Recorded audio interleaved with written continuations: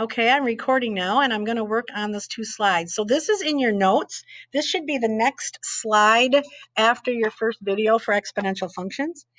And I'm going to go through this step by step, and I actually graphed everything too, so you can look at it on the graphing calculator. So this is our example. The first one is I have f of t. I'm going to use green for money because we're talking about money. It says f of t is 1,000, 1.03 to the t. Well, the f of t, I didn't tell you this, but this is money. We're talking about money. And the t, we're going to say our time is going to be in years. Your time can be anything, but this is what we have. So let's look and see what this means. I do know that y equals ab to the x, and sometimes we even see it as y equals ab to the t because time is usually our variable.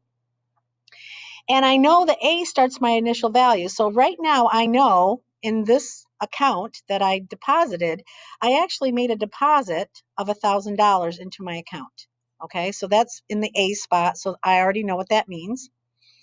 Then I look at this B right here. I see that it's 1.03.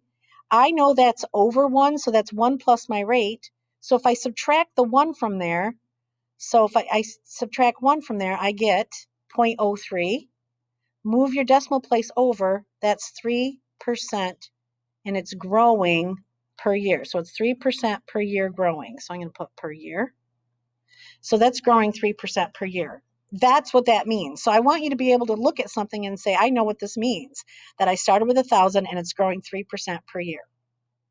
Now, I'm going to ask you things like this. After you figure out what all that is, I can say if I were going to graph this, because my point would be t f of t.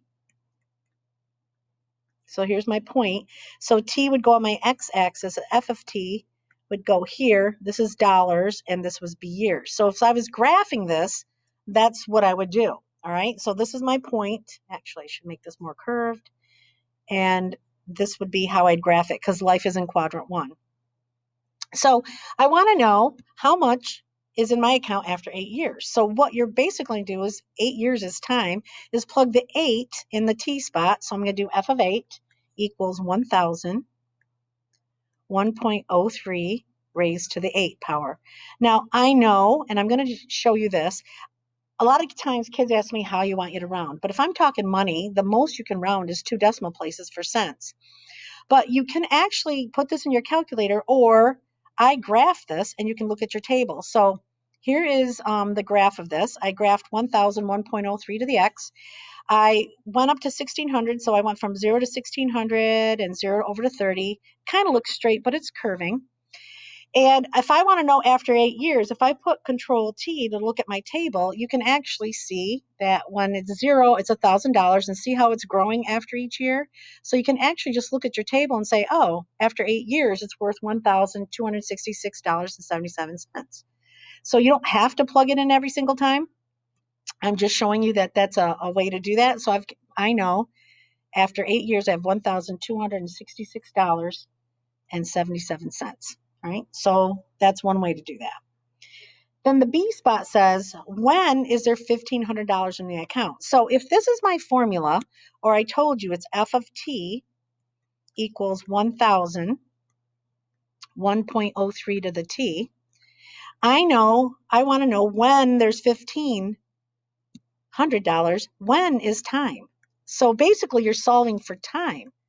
So you're going to say, oh, if I start at 1,000, I'm going to put the 1,500 over here. So you have to show me this, saying 1,500 equals 1,000, 1.03 to the t. Now, if you're solving for time and it's up high, it's exponential. We have not done this yet. You're going to need logs. Do not use logs to solve it. You do have to show me this formula right here.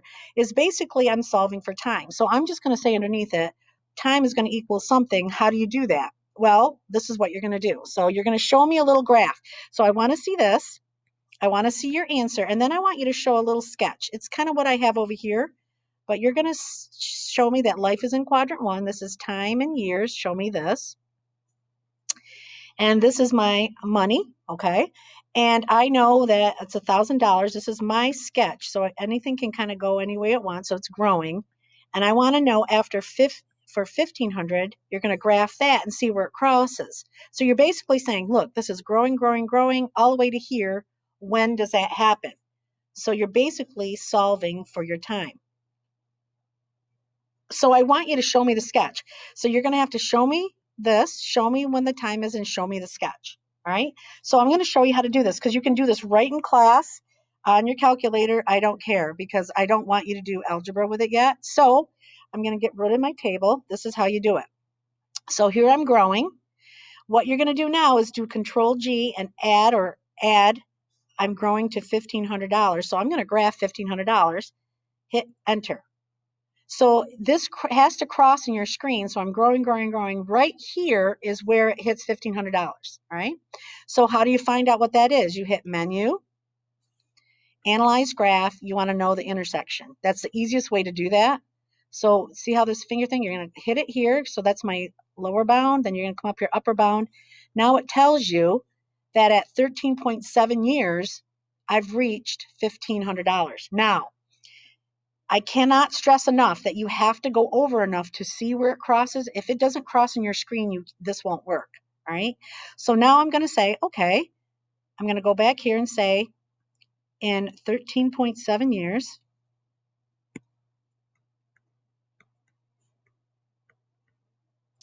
it reaches $1,500. And that's how you're going to do that. Exactly.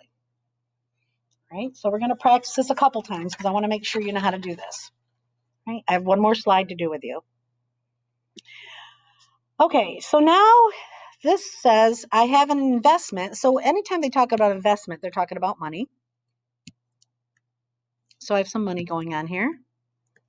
Oops, not writing. Hang on a second. There we go. And it decreases. So it's going down 2% per week. It's dropping. So it's decreasing. All right. So if it's decreasing, I have to figure out, well, I got to kind of make a formula because they want to know how much is lost. So I'm going to do my formula. My formula is y equals ab to the x. All right. Now, the one thing I notice is I have no idea what A is. They didn't tell me how much money they put in. That's okay, because sometimes they don't. So you're like, well, how am I supposed to figure out how much it decreases? Well, you might not know the dollar amount, but you can tell by percentages. So you could put in $100, $1,000, $10,000. It doesn't matter. You can still say you're going to lose a certain amount of money. Okay.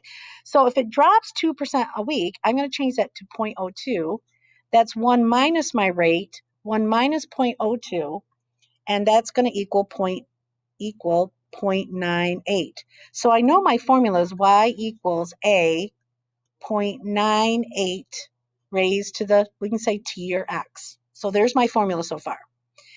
Now, my time in this case is in weeks. That's okay. Sometimes it's months, weeks, years, it doesn't matter.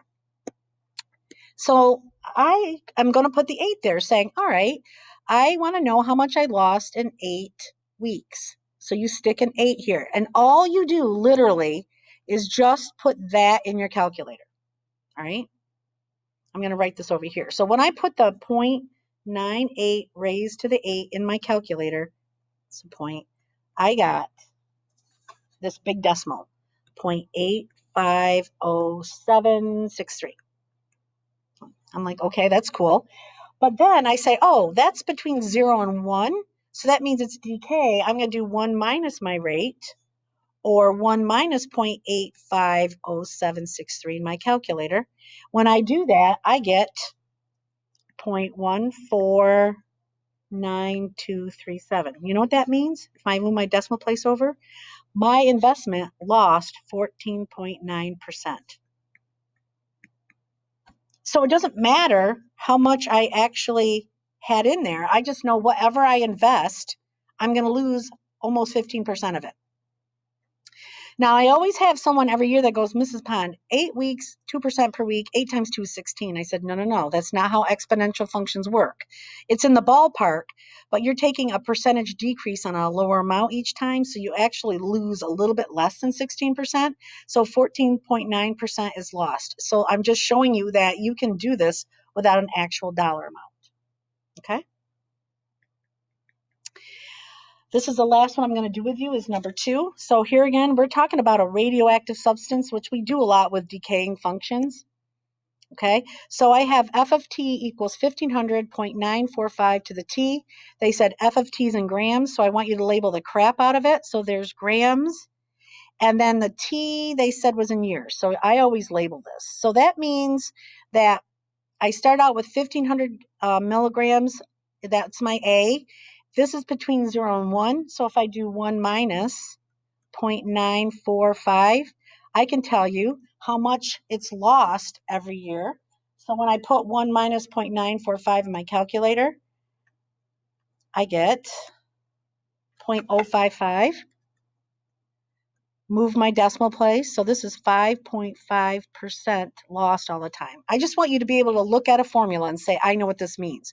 So this is 1500 milligrams, and it's decaying 5.5% per year. Now, they want to know how long is the half-life. Well, this is a scientific term. And what half-life is basically trying to figure out how long time does it take for half of it to go away, all right? So if this is my formula, f of t equals 1500.945 to the t, I start out with 1500. I want to know when half of it's gone. I'm going to put half of 1500 over here. That's 750. There's my equation. I now see that I'm solving for time. I haven't learned that yet, so I make sure I show the equation. Put here time is something, and then I'm going to put it in my calculator and look at it. So you're going to do a sketch like I have over here. You're going to sketch where it crosses. So I did this on my graphing calculator. So let's find it. So here's this one. So here I made my graph go from 0 to 20 because I didn't know where it was going to cross. And I knew it crossed at 1500. Life is in quadrant 1 and it's decaying. So I want to know when 750 is left. So what you're going to do is Control G, and I'm just going to graph 750. Hit enter. So now here I start at 1500. I'm decaying all the way to here. How do I find out when that happens? You do Menu, Analyze Graph. You're going to do your intersection. Bring it here because you got to do your lower bound on this side of it. Cross to where it crosses, and it tells you on the intersection. In 12.3 years, it's 750 milligrams. It tells you that because I know this is time and this is milligrams. So I put here, oh, it's going to take 12.3 years to go there. So I have to show this, then make sure it's like a picture like this. You're going to draw it like this. You're going to say life is in quadrant 1. Okay, this is what I'll be fine. You're going to start at 1500.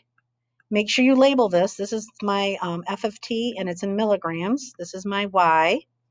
This is time in years. You got to make sure you show that in your sketch. This is decaying. 750 is here. I want to know when that happens, and I did. It's 12.3 years. So you're going to show me this. You're going to show me the years, and you're going to show me the sketch for that. Okay?